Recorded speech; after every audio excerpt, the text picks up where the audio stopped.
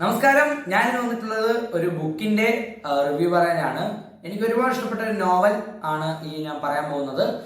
നമ്മുടെ എല്ലാമായ വൈക്കം മുഹമ്മദ് ബഷീർ അദ്ദേഹത്തിന്റെ പ്രസിദ്ധമായിട്ടുള്ള ചില നോവലുകളിൽ ഒന്നാണ് എൻ്റെ ഉപ്പുപ്പാക്ക് ഒരു ആന ഉണ്ടായിരുന്ന എന്ന ബുക്ക്. ഈ ഒരു ബുക്ക് ഞാൻ വായിച്ചു തീർത്തത് ഈ ഒരു കഴിഞ്ഞ 2 ദിവസം കൊണ്ടാണ്. എനിക്ക് ഒരുപാട് ഇൻസ്പിറേഷൻ ആയ, എനിക്ക് ഒരുപാട് ഇഷ്ടപ്പെട്ട ഒരു കഥയാണിത്. ബുക്ക് വായിക്കാൻ ഒരുപാട് പ്രോത്സാഹിപ്പിച്ച ഒരു കഥയാണിത്. ഇതിന്റെ തുടക്കത്തിൽ ഞാൻ വായിച്ചു തുടങ്ങിയപ്പോൾ എനിക്കൊരു ഇൻട്രസ്റ്റ് തോന്നി. ഞാനിത് കംപ്ലീറ്റ് ചെയ്ത ഒരു ബുക്കായിരുന്നു ഇത്.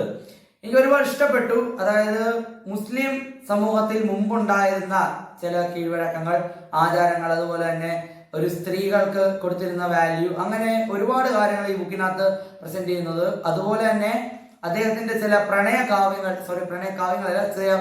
കഥകൾ, പ്രണയ നോവലുകൾ പോലെ തന്നെ ഇതും ഒരു പ്രണയ നോവലാണ്.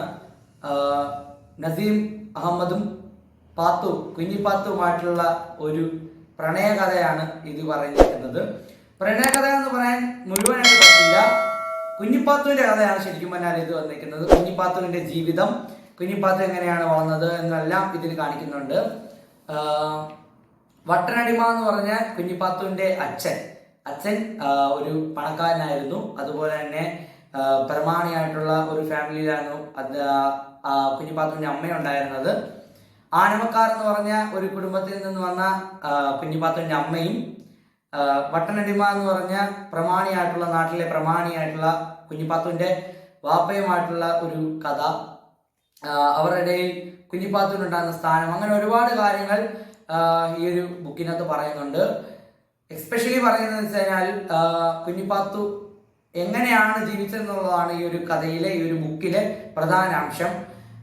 ഒരുപാട് കാര്യങ്ങൾ കുഞ്ഞിപ്പാത്തുവിന്റെ ക്യാരക്ടർ സ്കെച്ച്, അതായത് കുഞ്ഞിപ്പാത്തുവിനെയും അതുപോലെ നസീം മുഹമ്മദിനെ ആയാലും വട്ടനടിമേനായാലും എല്ലാവരെയും പ്രസന്റ് ചെയ്തിരിക്കുന്ന ക്യാരക്ടർ സ്കെച്ചാണ് എനിക്ക് ഇതിൽ ഏറ്റവും ഇഷ്ടപ്പെട്ട ഒരു കാര്യം എന്ന് വെച്ച് കഴിഞ്ഞാൽ, കുഞ്ഞിപ്പാത്തുവിനെ പറയുമ്പോൾ കുഞ്ഞിപ്പാത്തുവിന്റെ മുഖത്തൊരു ഭാഗ്യമറുക് ഉണ്ടെന്നാണ് ആദ്യം തന്നെ തുടക്കത്തിലെ ഇതിന്റെ അധ്യായം എന്ന് പറയുന്നത്. ഇതാണ് ഭാഗ്യമറുക് എന്ന് പറഞ്ഞൊരു ഇതാണ് തുടങ്ങുന്നത്. ഇതാണ് ഭാഗ്യമറുക്.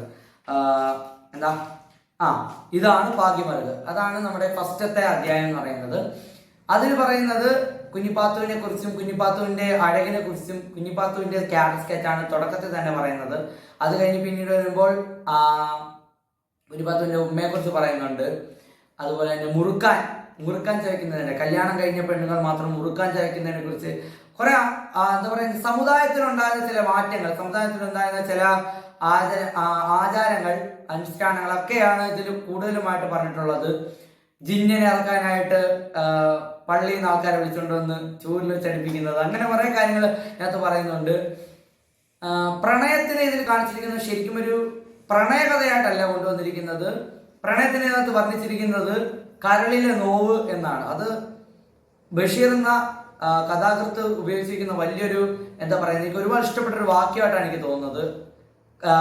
കരളിലെ നോവ്. നസീം മുഹമ്മദിനെ കുറിച്ച് ഓർക്കുമ്പോൾ എല്ലാം പാത്തുവിന്റെ മനസ്സിൽ കരളിൽ നോവായിരുന്നു എന്ന് പറയുന്നുണ്ട്. എപ്പോഴും പാത്തു സങ്കടപ്പെട്ടിരിക്കുമ്പോൾ ആൾക്കാർ ചോദിച്ചു, എന്തു പറ്റി പാത്തു കഴിക്കാത്തത്, എന്തു പറ്റി മോളെ കഴിക്കാത്തതെന്ന് ചോദിക്കുമ്പോൾ പാത്തു പറഞ്ഞു, എന്റെ കരളിന് നോവാണ് ഉമ്മ, എന്റെ കരളിന് നോവാണ് ഐഷ എന്നാണ് പറയുന്നത്. നസീം മുഹമ്മദിന്റെ ഞങ്ങളായിട്ടുള്ള ഐഷ വന്ന് ചോദിക്കുമ്പോഴും പറയുന്നത് എന്റെ കരളിന് നോവാണെന്നാണ് പറയുന്നത്. ആ കരളിലെ നോവ് പ്രണയമാണ് എന്ന് ഐഷ തന്നെ പറയുന്നുണ്ട് ഒരു സമയത്ത്. അതുപോലെ തന്നെ പറയുന്നത്, ഈ കരളിലെ നോവിന്റെ കാരണം എന്താണെന്ന് നീ കുരുവിയോട് ചോദിക്ക് എന്ന് പറയുന്നുണ്ട്. ആ കുരുവി എന്ന് പറഞ്ഞ ക്യാരക്ടർ നമുക്ക് ഇതിനകത്ത് ബുക്ക് വായിച്ചാൽ നമുക്ക് മനസ്സിലാവും. ആ ഒരു കുരുവിക്ക് ഈ ഒരു കഥയിലെ, ഈ ഒരു പ്രണയകഥ തുടങ്ങുന്നതിൽ ഒരു പ്രധാന പങ്ക് വഹിച്ചിരിക്കുന്നത് ഒരു കുരുവിയാണ്. ഒരു കെട്ടിയോനും എന്നാണ് പറയുന്നത്. കെട്ടിയോൾ കുരുവിയെ തള്ളി തോട്ടിലേക്ക് ഇടുന്നു എന്ന് പറഞ്ഞൊരു സീനുണ്ട്. ആ ഒരു സീനിൽ പാത്തുവും വന്ന് തോട്ടിലേക്ക് വീഴുന്നു. അങ്ങനെ അവിടെയാണ് നമ്മുടെ നസീം മുഹമ്മദിന്റെ എൻട്രി ഒക്കെ വരുന്നത്. ഞാൻ ഒരുപാട് ഇഷ്ടപ്പെട്ട കഥയാണ്. ഞാൻ നിങ്ങൾക്ക് റെക്കമെൻഡ് ചെയ്യുന്ന ഈ ഒരു ബുക്ക് നിങ്ങൾ തീർച്ചയായിട്ടും ബുക്ക് വായിക്കണം. ഞാൻ ലൈബ്രറിയിൽ നിന്ന് എടുത്ത ബുക്കാണ്.